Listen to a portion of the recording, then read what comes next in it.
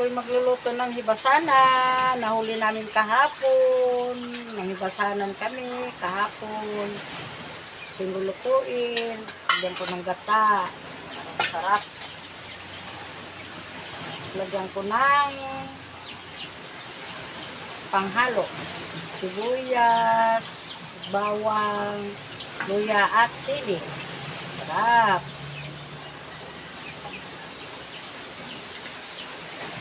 Kailangan halo-haloin natin para hindi siya mamuong ang gata. Haluin hanggat siya'y pulo. Tapos, lagyan natin ng paminta. Paminta. Kasi buo siya, kailangan. Yan, masarap.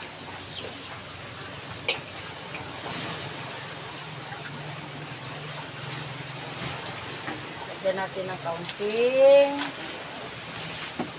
asin. Asin lang kasi maalat na kasi siya eh. Baka mag-alat, kaunti lang. Dadagdagan na lang natin mamaya.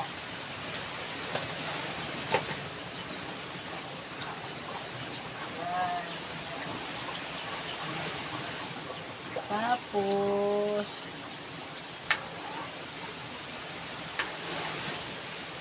lalagyan ko siya ng talong para masarap.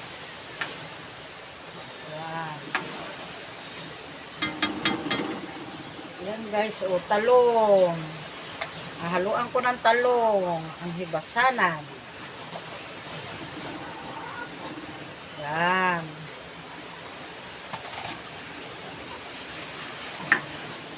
Kailangan ay haluin ng haluin para hindi siya mamuo.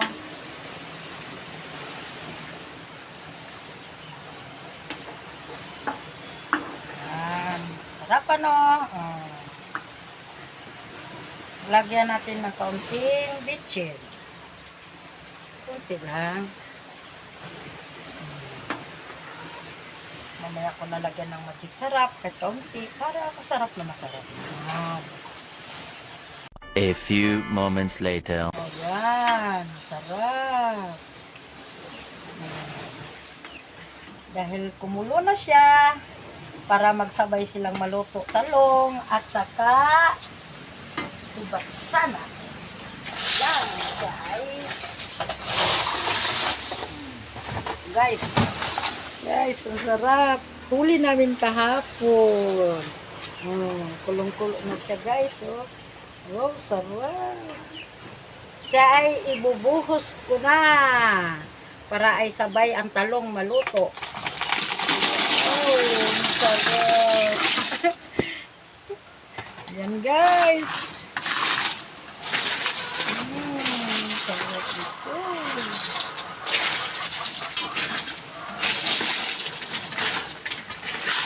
Amoy na amoy ko na. Amoy na amoy ko na yung bango.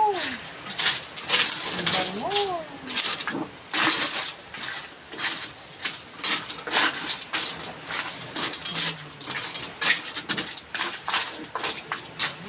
Pan muna natin guys. Hanggat maluto siya.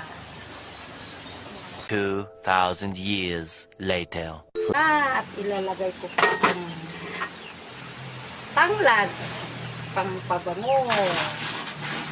Yan. Sarap. Umulo. Ang sarap. Yan. Talong ko nilagay. Ngayon, titikman natin kung tama na ang timpla. Tabang. Tabang pa guys. Ang ilalagay ko ngayon ay patis. Sana ba yung patis ko? Ito, patis ang ilalagay ko. Kasi matabang pa. Kulang pa sa panglasa ko. Ito lang ha guys.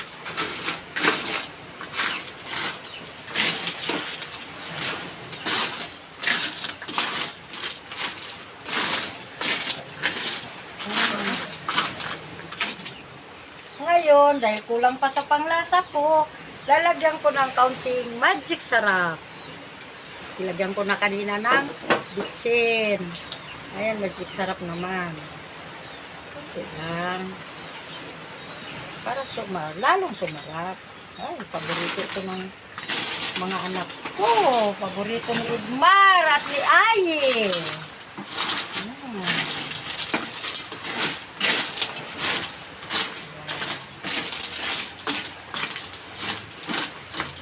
Ayan guys, oh, bumuka na siya. Bumuka na siya guys. Oh, ayan oh, bumuka na siya.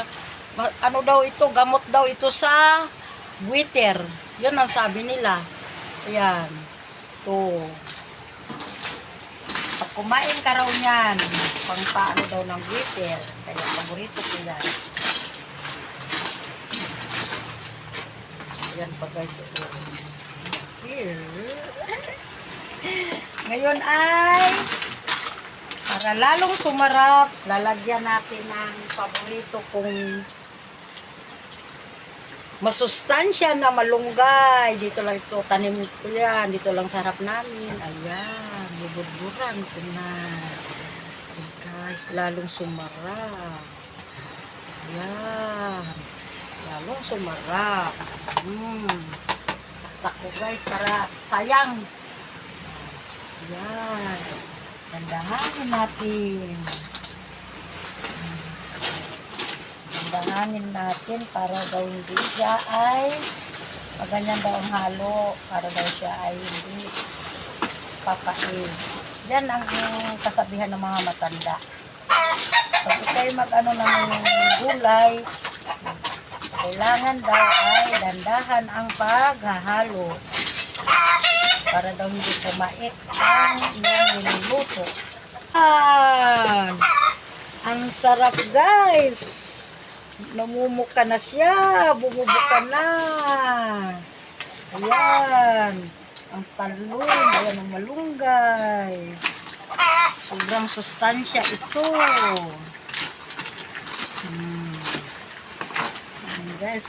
Sarap.